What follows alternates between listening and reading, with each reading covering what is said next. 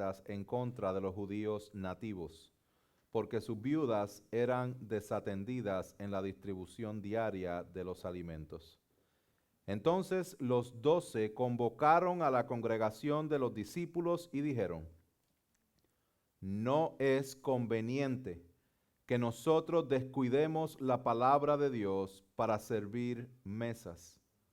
Por tanto, hermanos, escoged de entre vosotros 7 hombres de buena reputación, llenos del Espíritu Santo y de sabiduría, a quienes podamos encargar esta tarea. Y nosotros nos entregaremos a la oración y al ministerio de la palabra. Lo propuesto tuvo la aprobación de toda la congregación y escogieron a Esteban, un hombre lleno de fe y del Espíritu Santo, y a Felipe, a Prócoro, a Nicanor, a Timón, a Parmenas y a Nicolás, un prosélito de Antioquía, los cuales presentaron ante los apóstoles y después de orar pusieron sus manos sobre ellos. Y la palabra de Dios crecía y el número de los discípulos se multiplicaba en gran manera en Jerusalén, y muchos de los sacerdotes obedecían a la fe. Oramos una vez más. Padre Santo,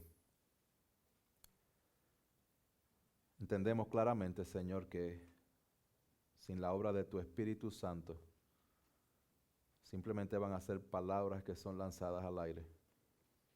Yo te pido que tú dirijas cada una de mis palabras en esta mañana y que tu Espíritu Santo las incruste en el corazón de cada uno de nosotros, para que podamos ser confrontados con nuestro pecado y podamos ser apuntados a la esperanza que tenemos en Cristo.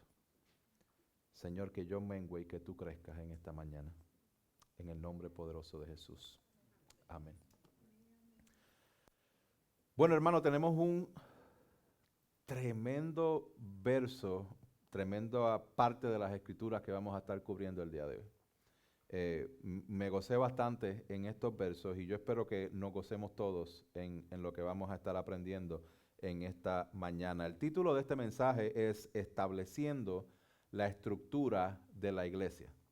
Estableciendo la estructura de la iglesia. Como saben, estamos en el capítulo 6 de Hechos, estudiando el libro de los Hechos, versículo por versículo, tratando de ver desde una perspectiva amplia cómo fue que sucedió el inicio de la iglesia. Hoy día estamos aquí como una iglesia local, pero nosotros no somos los únicos, no somos los primeros ni lo seremos. La iglesia de Cristo lleva aproximadamente 2000 años y Dios lleva trabajando en la humanidad desde la creación. ¿Cómo es que nosotros llegamos aquí? Pues eso es lo que estamos estudiando, la iglesia de Dios y cómo Dios la estableció por medio de la vida, encarnación, vida, muerte y resurrección de Cristo. Y ahora que Cristo está resucitado, liderando y con toda autoridad, cómo la iglesia opera, la iglesia del Cristo resucitado. En el capítulo 1, cuando empezamos a hablar de los hechos, vimos que Cristo fue ascendido y Cristo le dio una orden a los discípulos y les dijo que iban a recibir poder cuando el Espíritu Santo viniera sobre ellos. ¿Para qué? Para que fueran testigos de Cristo en Jerusalén, en Judea, en Samaria y hasta los confines de la tierra. En el capítulo 2 se cumple dicha promesa. Viene el Espíritu Santo, Pedro predica el primer mensaje de la iglesia y entonces 3000 personas fueron añadidas. Gloria a Dios, hermanos, porque Dios ha provisto de grandes maestros en este cuerpo de la iglesia local. Hoy tuvimos una gran enseñanza del hermano Salomón. Tuvimos una gran enseñanza el pasado miércoles con el hermano Ali, con el hermano Roberto, con el hermano Ramón, con el hermano... Dios ha capacitado líderes en este lugar para predicar la palabra. Gloria a Dios por eso. Vimos que una vez 3000 personas fueron añadidas a la iglesia, ellos se dedicaban continuamente a la enseñanza de los apóstoles, la comunión, partimiento del pan y la oración. Luego el capítulo 13, ellos iban al templo a orar y alguien les pide dinero a Pedro y a Juan y ellos dicen, yo no tengo oro ni plata, pero lo que tengo te doy en el nombre de Jesús de Nazaret, levántate. Entonces estaban predicando a Cristo. Capítulo 2 predicaron a Cristo. Capítulo 3 predicaron a Cristo. Cuando sucede el milagro del cojo que se levanta brincando y alabando a Dios, los líderes le piden explicación a los discípulos. ¿Y qué explicación ellos le dan? Cristo, el Evangelio. Capítulo 4, una vez más, ellos presentan el Evangelio. ¿Qué sucede? Son encarcelados por esta predicación del Evangelio, pero el mensaje había sido enviado y el número ya no eran 3,000, ya eran 5,000 los que se habían añadido a la iglesia. Cuando ellos son traídos nuevamente ante los líderes religiosos, ellos otra vez predican el Evangelio y les ordenan a que no prediquen más en ese nombre. Eso es lo que sucede en el capítulo 4. Luego en el capítulo 5 vemos una escena bastante perturbadora cuando vemos a Ananías y Zafira que tratan de engañar al Espíritu Santo y cayeron muertos al instante, lo cual llenó de temor a toda la iglesia y a todos los que supieron de esto. ¿Qué es lo que sucede? Que el Espíritu Santo seguía trabajando. Cristo resucitado sigue trabajando en la iglesia. Más personas seguían añadidas al punto de que perdieron la cuenta. Primero eran 3,000, 5,000, ya no perdieron la cuenta de cuántos creyentes habían en ese lugar. Ellos siguen predicando, habían señales y prodigios para validar lo que ellos estaban haciendo. ¿Y qué sucede? Los meten presos otra vez. Los meten a la cárcel nuevamente. Cuando los meten a la cárcel nuevamente, los traen de nuevo para que den explicaciones. ¿Y qué hacen? Dígalo, porque eso es exactamente lo que pasó. Predicaron el Evangelio nuevamente. Y al predicar el Evangelio nuevamente fueron confrontados los líderes religiosos, los maltrataron y les ordenaron con amenazas que no predicaran más en ese nombre. Mas estos respondieron, debemos obedecer a Dios antes que los hombres. Luego un poquito más adelante, ellos salieron de la presencia del concilio regocijándose que hubieran sido tenidos por dignos de padecer afrenta por su nombre. Y todos los días en el templo y de casa en casa no cesaban de enseñar y predicar a Cristo Jesús. Hermanos, aquí vemos algo glorioso, donde el Evangelio de Cristo es predicado y el Espíritu Santo está haciendo la obra. La iglesia sigue creciendo. Pero donde siempre hay crecimiento, aumentan las personas y aumentan los problemas. Aquí en el capítulo 6, llegamos al capítulo 6, vemos el primer problema dentro de la iglesia. La primera queja, la primera dinámica de chismes y de dimes y diretes y de molestias y de estar mirando por encima del hombro y de estar mirando así mal y me dijeron esto, me dijeron lo otro, ya está sucediendo. Cuando sucede aquí no es algo nuevo, es algo que está mal aquí, estaba mal allá, pero estaba pasando desde ese tiempo. ¿Cuál es el problema? Vamos a verlo aquí en el verso 1. Por aquellos días, al multiplicarse el número de los discípulos, ¿quién se multiplicó? El número de los discípulos. Aquí estamos hablando de que dentro de la iglesia los discípulos son aquellas personas que están siguiendo con su vida entera al Señor Jesús. Como hablábamos en la clase hace un rato, el hermano Salomón exponía, los creyentes tenían ciertas características de creyentes. Y es importante que como creyentes nosotros estemos obedeciendo lo que la palabra dice de los creyentes. ¿Por qué? Porque Dios nos ha dado un corazón nuevo. Dios nos ha transformado, nos ha dado vida para que nosotros obedezcamos su palabra. Dice que estaba multiplicándose el número que se aproxima. Piensen esto, cuando vinieron a fe 3,000 en el capítulo 2, cuando vinieron a fe 5,000 en el capítulo 4, y después en el capítulo 5 dice que se multiplicaban, que ya no había forma de saber los números. Está hablando de hombres. Ya en el capítulo 5 dice hombres y mujeres. So, si usted añade hombres, mujeres y niños y habla de familias, estamos hablando de sobre 20,000 personas, por decir un número al aire. Estamos hablando de muchas, muchas personas. Y el problema era que surgió una queja de parte de los judíos helenistas en contra de los judíos nativos, porque sus viudas eran desatendidas en la distribución diaria de los alimentos. Pregunta que a lo mejor usted se está haciendo ahora mismo: ¿quiénes son los judíos nativos? ¿Quiénes son los judíos helenistas?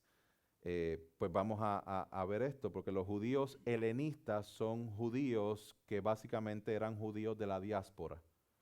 So, judíos de la diáspora es decir que eran judíos que se habían criado en otro país. So, eran judíos que, aunque eran judíos de sangre, de tradición, de herencia, eran personas que por alguna razón u otra nacieron en otros países, pero que en esa parte de sus vidas se encontraban en Jerusalén.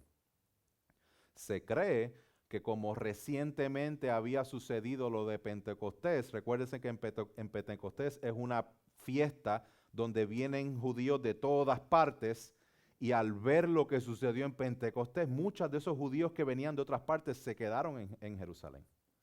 Entonces eso es lo que estaba sucediendo. Los judíos helenistas son los judíos que hablaban griego. Los judíos nativos eran los judíos que eran criados, nacidos y criados allí mismo en Jerusalén, y hablaban muchas veces en arameo o en hebreo. Entonces, esa era la dinámica que existía. Algo bien parecido a lo que vemos hoy día, ¿no?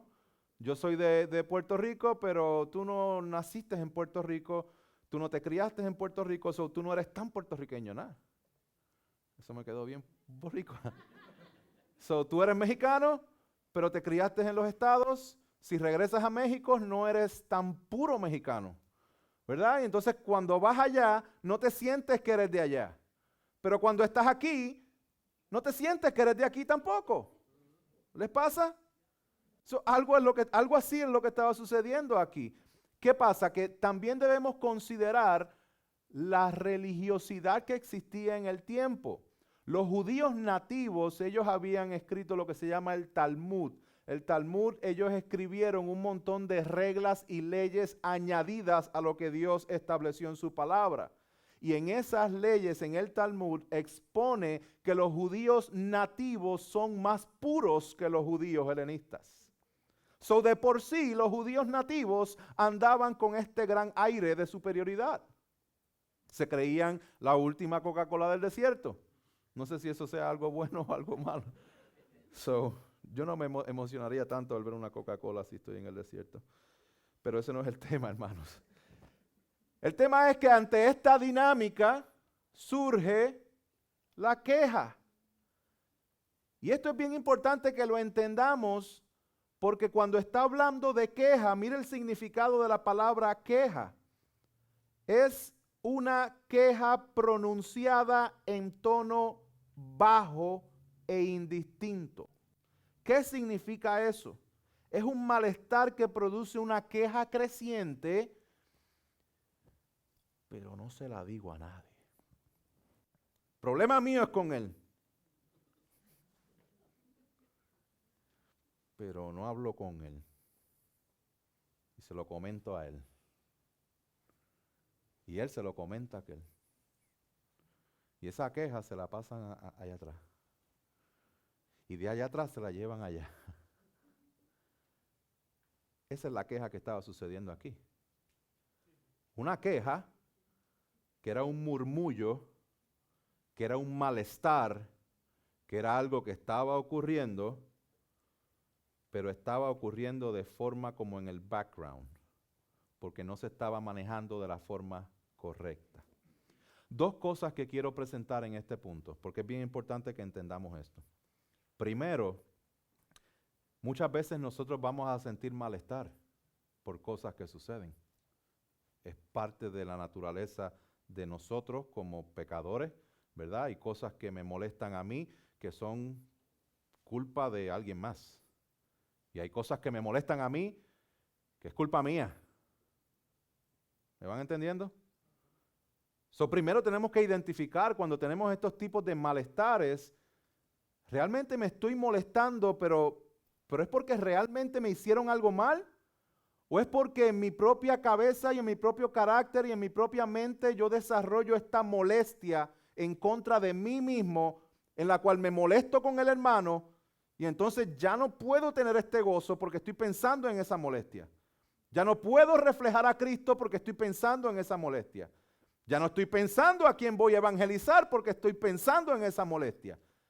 Y en cierta forma te neutraliza cuando la molestia no se origina de allá para acá, se origina aquí mismo en nuestro corazón.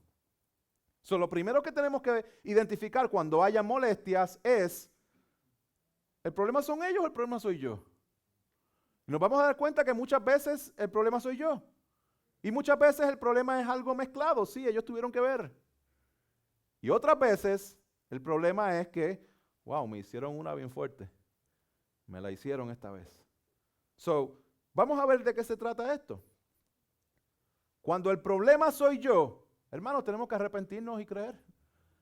Cuando el problema soy yo, cuando yo tengo una molestia y me doy cuenta de que soy yo, pues tengo que venir delante del Señor y pedir perdón y arrepentirme.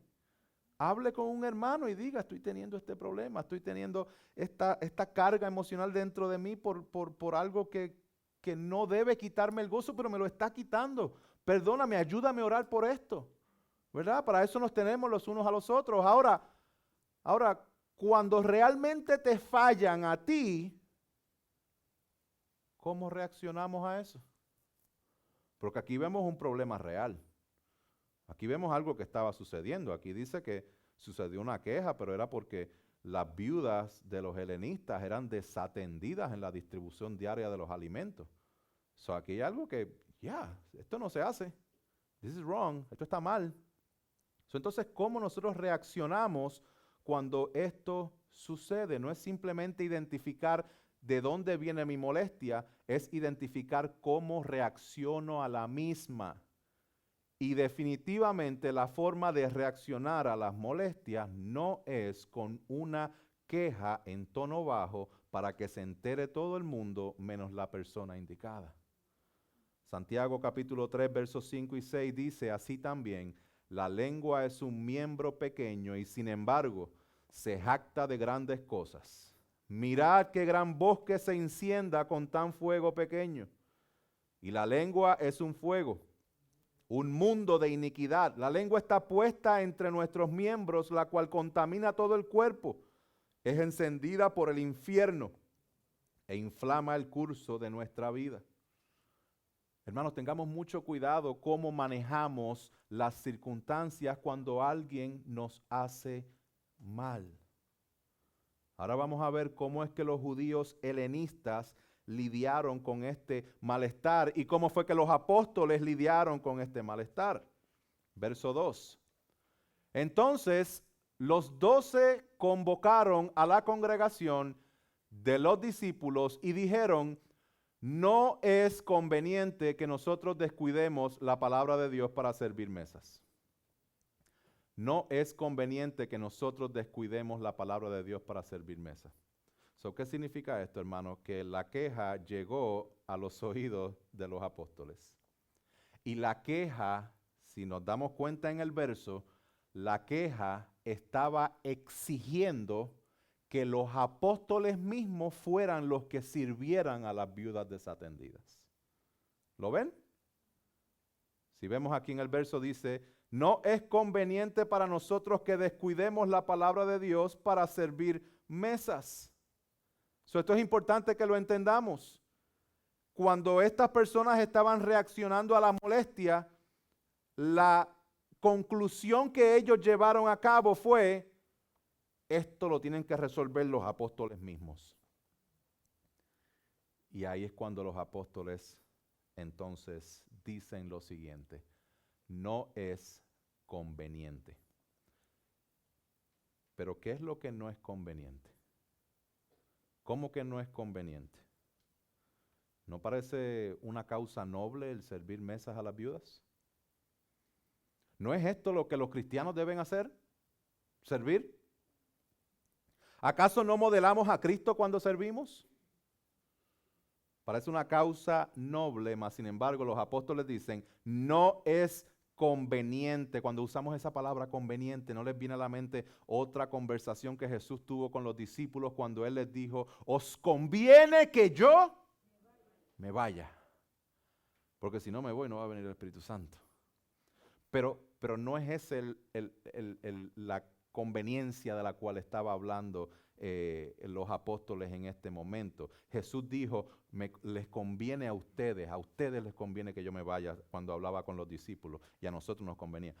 Les conviene a ustedes que yo me vaya. Es conveniente para ustedes que yo me vaya porque va a venir el Espíritu Santo. Es más un verbo en el cual ustedes reciben el beneficio de algo que va a acontecer.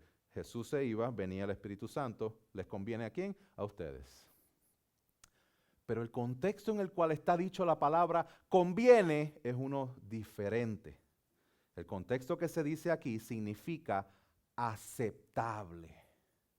Significa satisfactorio o digno de aceptación. Y la palabra no es un verbo, es un adjetivo. Se está describiendo a un nombre. Y esto es importante que lo entendamos porque en esta instancia la conveniencia es para que sea digno de ser aceptado. ¿Por quién? Mientras Jesús en el capítulo 16 de Juan está hablando de la conveniencia de sus oyentes, aquí los apóstoles están hablando de la conveniencia o aceptación de Dios mismo. Porque Dios había dado un mandato.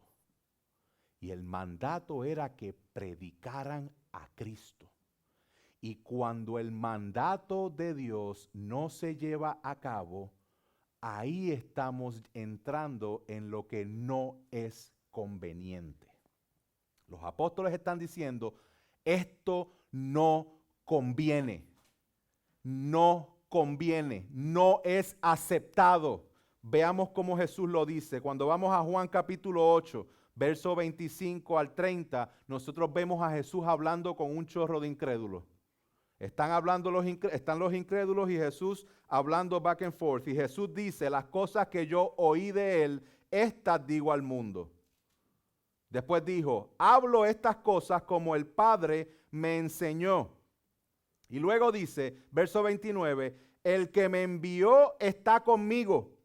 No me ha dejado solo porque yo siempre hago lo que le agrada. La palabra agrada es la misma palabra de conveniencia que usan los apóstoles en Hechos capítulo 6. Aquí lo que estamos hablando de que no os conviene, los apóstoles están diciendo, no agrada a Dios que descuidemos la predicación de la palabra. No agrada a Dios, no es aceptable delante de Dios que nosotros echemos a un lado la palabra de Dios que Él nos ha mandado a que prediquemos por servir mesas. Esto es lo que está diciendo. Jesús predica lo que oyó del Padre. Y le predica lo que oyó del Padre a sus apóstoles. Los apóstoles predican lo que oyeron de Jesús. ¿A quién? A la iglesia. Y la iglesia predica la doctrina de los apóstoles. Nosotros estamos llamados a entender la palabra de Dios. Nosotros estamos llamados a compartir el evangelio de Cristo porque Dios se lo dio al Hijo, porque el Hijo se lo dio a los apóstoles, porque los apóstoles han puesto esta fundación para nosotros que es la iglesia, para que seamos obedientes a predicar la palabra de Dios.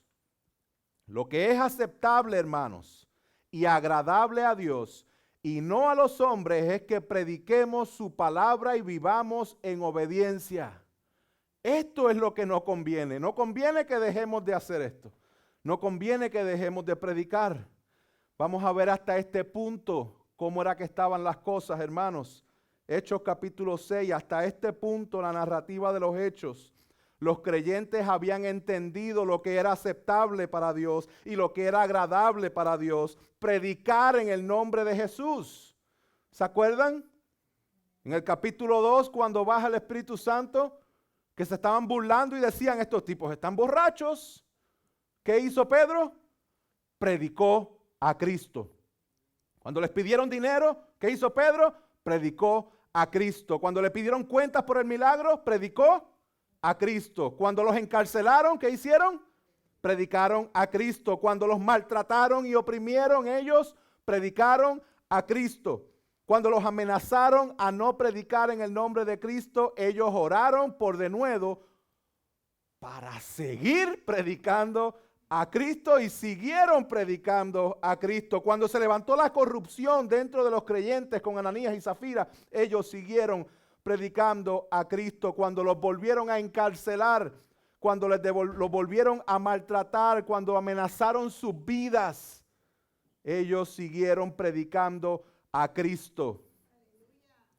Pero ahora, por un descuido a las viudas, dentro de la iglesia, quieren que los apóstoles no prediquen a Cristo para servir las mesas. Wait a second, ¿ustedes se están dando cuenta de esto? ¿Se están dando cuenta cómo el enemigo trata de destruir la obra del evangelio desde afuera? Y les dicen, te voy a matar, mátame, yo predico a Cristo. Te voy a encarcelar, encarcélame, yo predico a Cristo. Te voy a maltratar, yo predico a Cristo. Nos vamos a burlar de ti, yo predico a Cristo. Desde afuera, los creyentes estaban claros en que no iban a dejar de predicar a Cristo. Pero después se levantó la corrupción desde adentro y trataron de engañar al Espíritu Santo.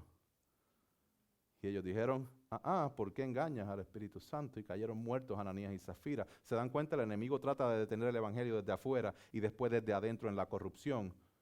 Y mira cómo lo está haciendo aquí ahora. Hermanos, no creo que haya habido momento más crucial en la vida de la iglesia y para la expansión del evangelio que en este momento, donde la predicación del evangelio había sido puesta a un lado, no por amenazas de muerte, no por algo tan depravado de pecado, sino por una causa noble de servir las mesas. Wow. So, en resumen, los esfuerzos por detener la predicación de la palabra van a venir de afuera, van a venir de adentro y van a venir por distracciones. La razón por la cual muchas veces estamos tan débiles y tan dudosos y todo nos causa malestar y no crecemos en Cristo es porque estamos distraídos. Es porque estamos enfocados en cosas que son buenas, pero no estamos enfocados en las cosas que son mejores. Había una vez en cierta ocasión, y yo creo que todos saben esta historia, donde Jesús estaba en cierto lugar y había alguien que estaba sentado a sus pies y había otra persona que estaba, trabaja. Respondiendo el Señor le dijo, Marta, Marta, tú estás preocupada y molesta por tantas cosas, pero una sola cosa es necesaria y María ha escogido la buena parte, la cual no le será quitada. Hermanos, el discernimiento no es solo poder diferenciar lo bueno de lo malo. El discernimiento es poder diferenciar lo bueno de lo mejor. Lo más importante que nosotros tenemos es el nombre de Cristo. Y el momento en que nos distraemos con otras cosas, en las cuales el nombre de Cristo no es lo esencial, y ponemos otras cosas primero que el Señor, es el momento en el cual nosotros estamos en peligro y es el momento donde los apóstoles nos recuerdan en este momento, no os conviene, no les conviene que ustedes viren las prioridades que ustedes tienen, que pongan lo secundario como primario, no les conviene que sigan perdiendo el tiempo de esa manera, no les conviene que no aprovechen todo lo que, las herramientas que Dios ha puesto para que ustedes crezcan en el Señor, no les conviene que se enfoquen tanto en las cosas materiales, no les conviene que se enfoquen tanto en lo que van a comprar, en lo que van a comer, en lo que van a vestir, no les conviene que pongan nada por encima del Señor, no les conviene. ¿Por qué? Porque no es aceptable delante de Dios. Seguimos en el verso 3.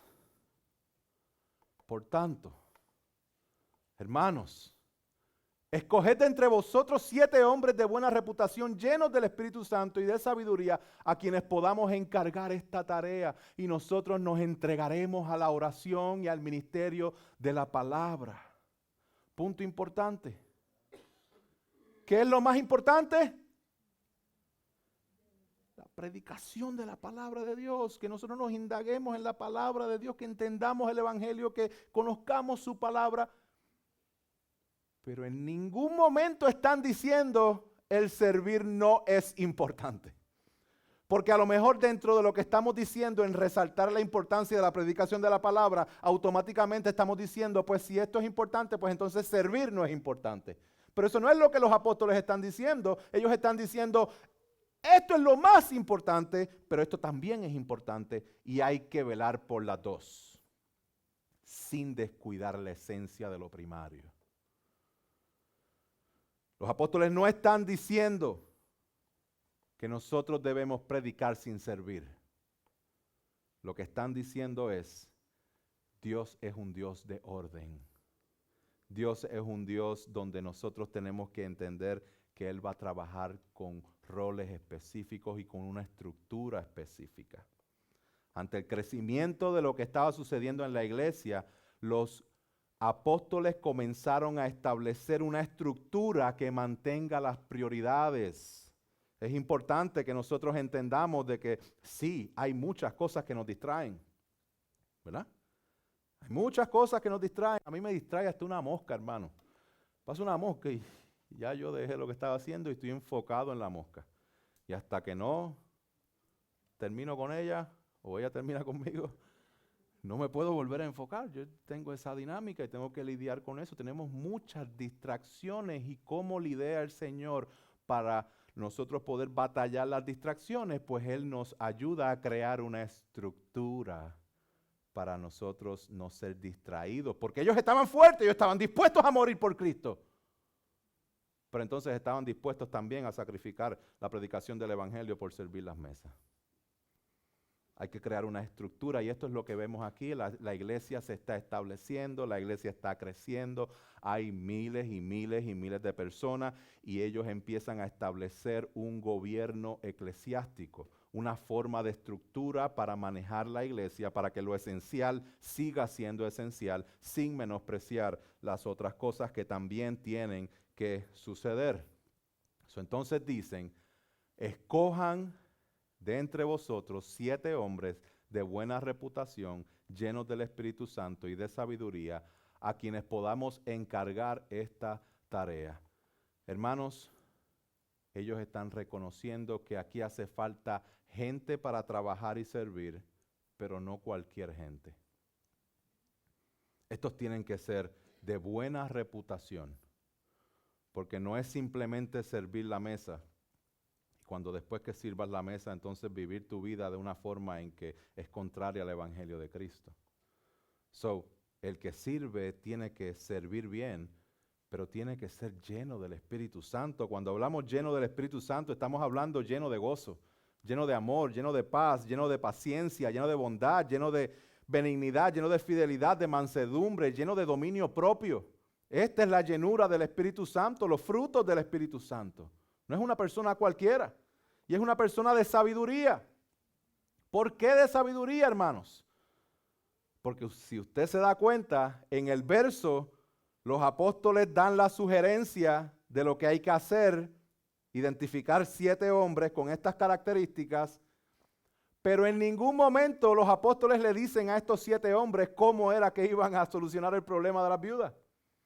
Estas personas tenían que ser prácticas y tenían que tener una sabiduría para poner en práctica la obra de Dios y poder servir de manera sabia. Esto es bien importante. El pastor Héctor Candelaria dijo lo siguiente acerca de este texto. Él dijo, hermanos, el trabajo de servir las mesas no era un trabajo de menos importancia. Era un trabajo muy importante, es por lo cual este asunto lo necesitaban resolver, solo que los apóstoles no podían hacerlo. Los apóstoles tampoco dicen que pongan a cualquiera a servir. De alguna manera, algunos piensan que servir como diácono, en este caso, lo puede hacer cualquiera, pero la realidad es que ellos quieren que estos hombres estén llenos del Espíritu Santo. Esto no se trata de escoger a alguien al azar. Se trata de que Dios quiere que tomemos en serio cada ministerio de la iglesia. Hermanos, la iglesia de Cristo tiene un personaje principal, Cristo mismo. Todos sus miembros, desde el pastor hasta la persona más pequeñita que está en medio de nosotros, todos los miembros ejercen un rol dentro de la iglesia que es de vital importancia. En la iglesia de Jesucristo no es más importante el que predica y menos importante el que sirve. Todos tenemos el mismo valor delante de Dios y todos somos responsables de la encomienda de que Cristo sea predicado. Lo principal es que Cristo sea predicado. Pero eso no hace más importante al que predica que el que sirve. Porque el que sirve permite que el que predica predique. ¿Me van entendiendo? Vamos a ver cómo es la ejecución de esta propuesta de los apóstoles. Siguientes versos dice: lo propuesto tuvo la aprobación de toda la congregación y escogieron a Esteban, un hombre lleno de fe y del Espíritu Santo, y a Felipe, a Prócoro, Nicanor y Timón, aquellos que están esperando bebé. Aquí hay algunos nombres de sugerencia para sus niños. A Pármenas y a Nicolás, un prosélito de Antioquía, los cuales presentaron ante los apóstoles después de orar, pusieron sus manos sobre ellos. Acuérdense, la distracción, no el enemigo, la persecución. ¿Se acuerdan que esto lo vamos a ver en los próximos capítulos? La persecución hizo que se multiplicara el evangelio. Pero fue la distracción lo que representó el verdadero ataque o amenaza al evangelio. Para esto Dios establece una estructura. Miren la estructura. ¿Cuál es la estructura? Los apóstoles convocan a la congregación, identifican el problema y establecen prioridades. Eso lo vemos en los primeros 2 versos. Luego, proponen los apóstoles a la congregación escoger 7 hombres con requisitos específicos. Luego, la congregación aprueba la propuesta y la congregación escoge entre ellos a 7 hombres. Son presentados esos 7 hombres a los discípulos, oran y le ponen las manos. Cuando habla de poner las manos, está hablando de ordenarlos o comisionarlos para ese trabajo. Aquí vemos claramente lo que es una estructura de gobierno eclesiástica, pero vemos el comienzo de esta estructura. Esta estructura para evitar las distracciones. Cuando hablamos de estos 7 hombres, se dice que es el comienzo de lo que es el oficio del diaconado, de los diáconos. Aquí tenemos diáconos. Dentro de nosotros tenemos 2 diáconos. El hermano Salomón es un diácono, el hermano Ali es otro de los diáconos. Los diáconos tienen que ser de buena reputación, llenos del Espíritu Santo, y tienen que tener sabiduría. ¿Para qué? Para que ellos puedan servir y puedan propiciar la predicación de la palabra. Esto es lo que estamos viendo aquí. No necesariamente dice que estos 7 fueron los primeros diáconos. Porque cuando habla de servir mesas, la palabra servir es la palabra de donde sale el original diácono. De ahí Pablo da unos requisitos específicos en 1 de Timoteo capítulo 3 de cómo deben ser estos diáconos. ¿Ok? Entonces, el oficio de diácono es el otro oficio que está en la iglesia junto con el oficio de pastor. Dentro de la iglesia van a haber 2 oficios, pastores y diáconos. Y esto es importante que lo entendamos porque aquí vemos que todos las personas que fueron escogidas por la congregación cumplían los requisitos establecidos por los apóstoles. Y mira qué interesante, escogieron a Esteban, a Felipe y a los otros 5. Y soy intencional en decir los otros 5 porque no se sabe nada de los otros 5. sí se sabe bastante de Felipe y de Esteban, que fueron usados grandemente por Dios. Ahora, los 7 escogidos son 7 judíos helenistas. Los 7.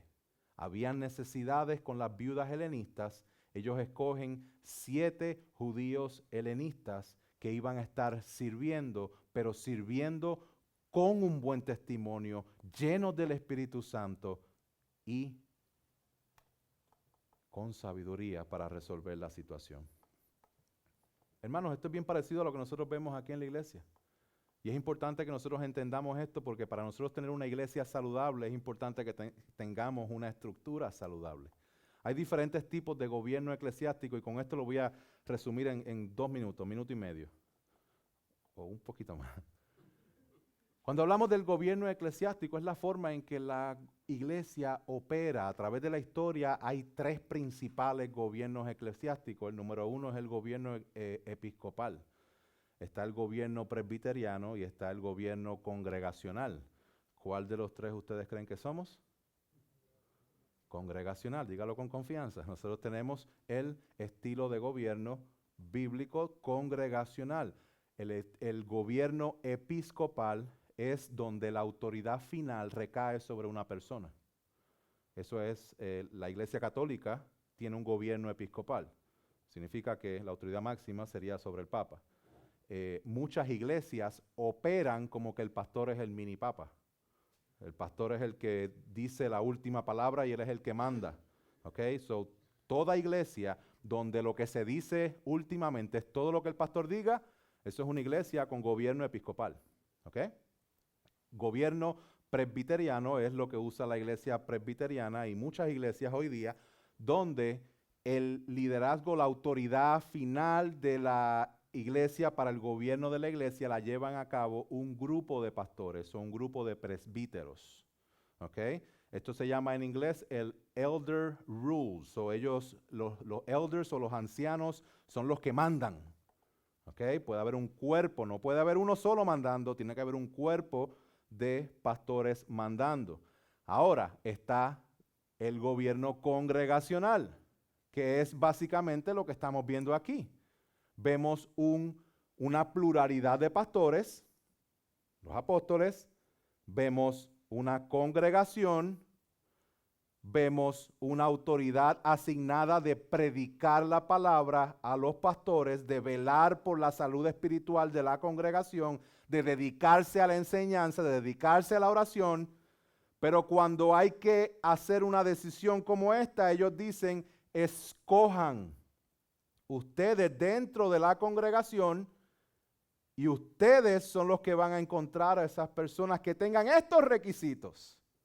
Nosotros ponemos los requisitos, la congregación es la que los escoge. Entonces, al fin del día, esta propuesta de los apóstoles dice que fue aprobada por la congregación. Si usted viene a una reunión de miembros, cuando tengamos reunión de miembros, estas son las cosas que suceden. Tenemos un cuerpo de pastores que velan por la salud espiritual de la congregación, que enseña constantemente para que la congregación pueda tomar decisiones correctas y pueda tomar decisiones basadas en las Escrituras. Pero al fin del día, las llaves del reino de los cielos no se la dieron a los pastores. No se la dieron al Papa, no se la dieron a un pastor, no se la dieron a una persona individual, se la dieron a la iglesia. Y en la iglesia, en la congregación, es donde se llevan a cabo estas decisiones de autoridad completas. Y esto es la importancia que nosotros entendamos lo que es la membresía, lo que es la iglesia, lo que es la conversión, lo que es lo que Cristo hizo en la cruz del Calvario. Porque nosotros estamos tratando de vivir como iglesia local de la manera en que la palabra nos enseña la forma en que tenemos que vivirla. Todo esto es importante, hermanos, para que nosotros veamos y tengamos una iglesia saludable. Esto no se sucede de un día para otro. ¿Okay? Esto pasa con mucho trabajo, con mucho esfuerzo y con mucho enfoque en las Escrituras. Dice, verso 7. Y la palabra de Dios crecía y el número de los discípulos se multiplicaba en gran manera en Jerusalén y muchos de los sacerdotes obedecían a la fe. Aquí vemos el resultado. Aquí vemos que las distracciones tratan de detener el evangelio. Vemos que la estructura que fue puesta por Dios para mantener un orden y mantener las prioridades donde tenían que estar ocasiona la salud de la multiplicación de creyentes. Y esto es importante, porque yo no quiero hacer un show, un espectáculo aquí con luces y con 20 cosas para atraer un montón de personas a la iglesia y decir, mi iglesia está llena. No, la iglesia no está llena la iglesia no se llena de inconversos, la iglesia es únicamente de personas creyentes que damos la bienvenida a todo el que quiera venir, porque queremos que ellos también tengan esta esperanza en Cristo. Por eso es que compartimos el evangelio de Cristo. Ahora, hermanos, tenemos que tener un orden específico porque Dios es Dios de orden. Una iglesia sin diáconos puede que no tenga la salud necesaria, podría funcionar, pero una iglesia sin predicación bíblica no existe. Hay circunstancias en la vida donde hay ciertas iglesias que ha sido sostenida solamente con diáconos, porque por alguna razón u otra el pastor se fue, o el pastor se murió, o el pastor no está, y los diáconos se quedaron sosteniendo esa iglesia hasta que llegó otro pastor.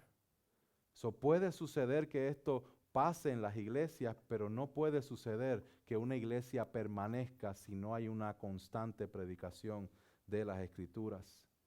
El trabajo de los diáconos es súper importante. Ellos están sirviendo y están viendo las necesidades del cuerpo. ¿Y saben qué? Ellos preservan la unidad del cuerpo. Ustedes saben una palabra boricua, estoy cruzado. Ustedes saben el revolú que se iba a formar. Aquí en Hechos capítulo 6, si los apóstoles no hubieran intervenido de la forma que intervinieron, ¿qué hicieron estos 7 hombres? Mantuvieron la unidad de la iglesia. Mantuvieron la prioridad de la iglesia. Los diáconos no son personas para estar regando quejas en tono bajo. Los diáconos son personas que van a estar sirviendo cuando ninguno de ustedes los está viendo, para que la predicación del evangelio siga sucediendo. Aquí no es más importante yo porque estoy aquí al frente. Aquí, hermanos, nosotros tenemos que entender que todos somos parte de un cuerpo. Y aquí tan importante soy yo como cada uno de los que está sentado ahí escuchando esta palabra. Vamos a aplicar esto. ¿Cómo nosotros aplicamos esto en nuestra vida? Hermanos, en Cristo nosotros somos nuevas criaturas. ¿Están de acuerdo conmigo? Bueno, esté de acuerdo con Pablo, que fue el que lo dijo. 2 Corintios 5:17. Somos nuevas criaturas. Las cosas viejas pasaron y aquí todas son hechas nuevas. Pero ¿saben que nosotros seguimos en este cuerpo de pecado? ¿Saben que seguimos fallando? ¿Saben que de vez en cuando creamos malestares, ya sea porque yo te fallo a ti o porque tú me fallas a mí o porque nos fallamos mutuamente? ¿Cómo vamos a manejar esas quejas? ¿Hay quejas, murmullos o malestares en tu vida hacia otros hermanos? ¿Cómo los estás manejando? ¿Como los judíos helenistas, regando la voz? ¿Lo estás manejando con un enojo que aunque no lo dices, se te nota que estás enojado y no se te ve el gozo en el Señor? ¿Hay algún tipo de preferencias o injusticias o malos tratos que nosotros mismos estamos llevando hacia otros? ¿Tratamos a uno de mejor manera porque me cae mejor este que el otro? ¿Trato mejor a los que son como yo y a los que hablan como yo, pero a aquel que vino de un sitio diferente lo trato de una manera diferente? Hermanos, tenemos que arrepentirnos de estas cosas. Cuando te fallan a ti, ¿cómo reaccionas? ¿Cómo reaccionas cuando te fallan? ¿Eres como Esteban? O mejor dicho, como Jesús. Padre, perdónalos porque no saben lo que hacen. ¿Eres de los que pones la otra mejilla? Hermanos, ¿cuáles son las cosas que te están distrayendo de la esencia del evangelio? Recuerda que las distracciones van a venir disfrazadas de cosas y de causas que son nobles. tu familia, tu trabajo, tus finanzas, tus bienes materiales, el entretenimiento. Todas estas cosas son cosas que no son malas en ellas mismas, pero son cosas que si se ponen en el lugar de Dios van a servir de distracción para destruirte. Ten cuidado con esto. Ahora, si reconocemos que tenemos distracciones en nuestra vida, ¿cuál es la estructura que Dios ha puesto en tu vida para que batalles con esas distracciones? Ustedes saben que Dios nos ha dado unas disciplinas espirituales para que las desarrollemos y creemos una estructura en nuestra vida para que batallemos con estas distracciones.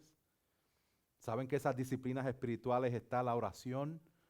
Está la lectura de la palabra, está el ayuno, está el compartir con los hermanos, está el congregarse, el venir y aprovechar cada momento en que la iglesia se congrega para que nosotros nos edifiquemos mutuamente.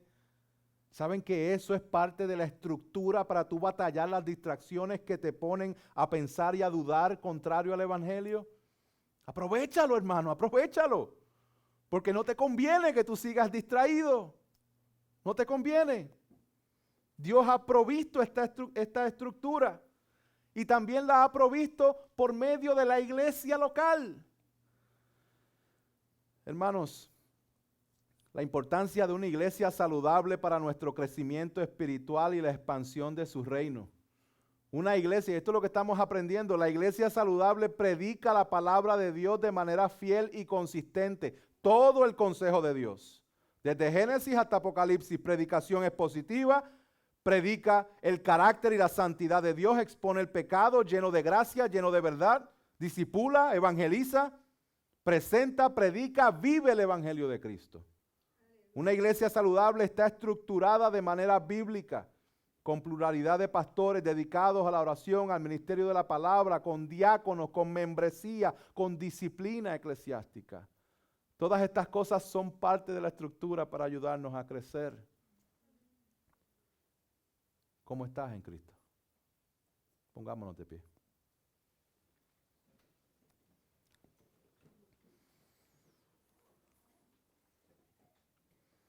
El llamado es a que nosotros podamos identificar toda distracción que nos aparta del evangelio.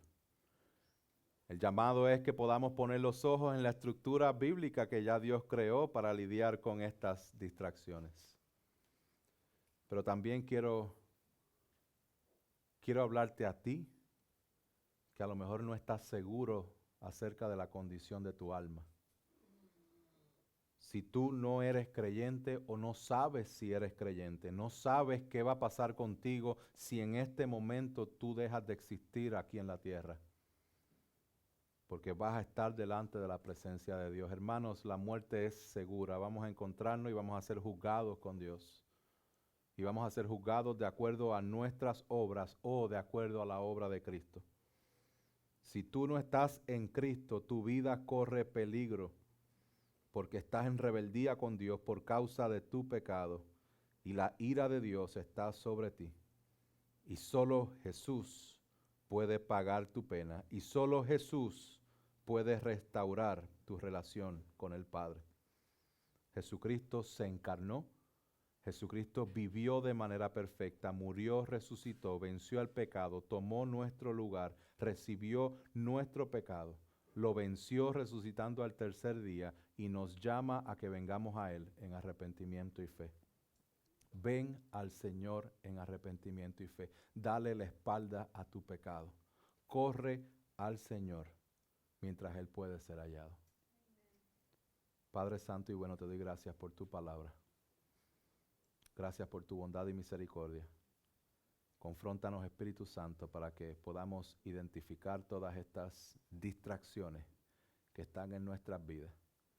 Y ayúdanos a tener claridad en cómo se ve en la práctica la estructura que tú nos has dado para que podamos crecer en ti. Ayúdanos, Señor.